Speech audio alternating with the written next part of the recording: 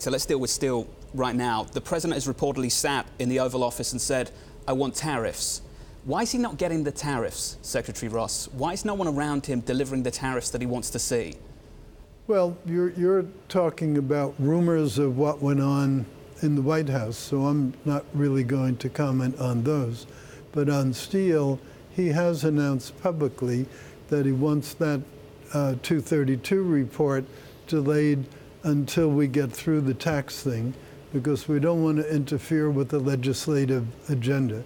The tax thing is the single most important thing on our plate right now, because that plus regulatory reform is what will really drive jobs back, drive job creation here, and help the balance of payments. So, Secretary Ross, the president is not asking for tariffs? That's not what he's asking for? I didn't say that. What I said is you're commenting on someone's I am, so I'm asking an official to confirm whether that's true or not. Is the president asking for tariffs or not? I don't really comment on allegedly leaked information. I'm sorry.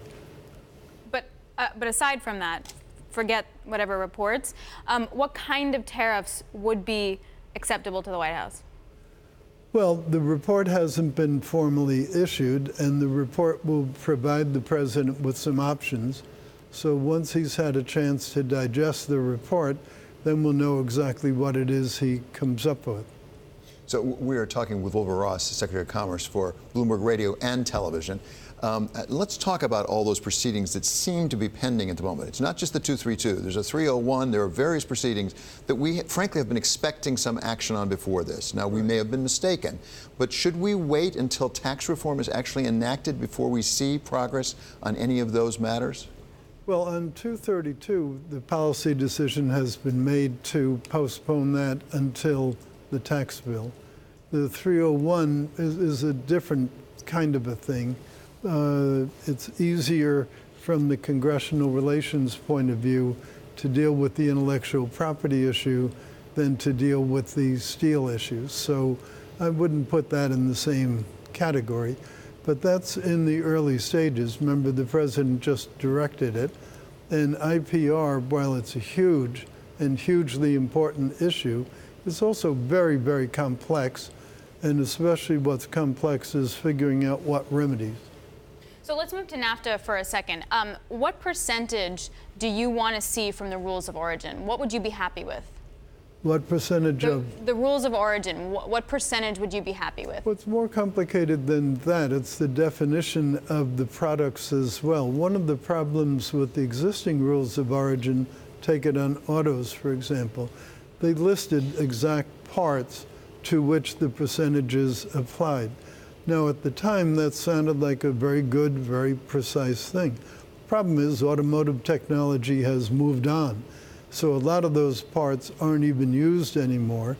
And a lot of the electronic parts that didn't exist back when NAFTA was started are now very important to the mix of the car.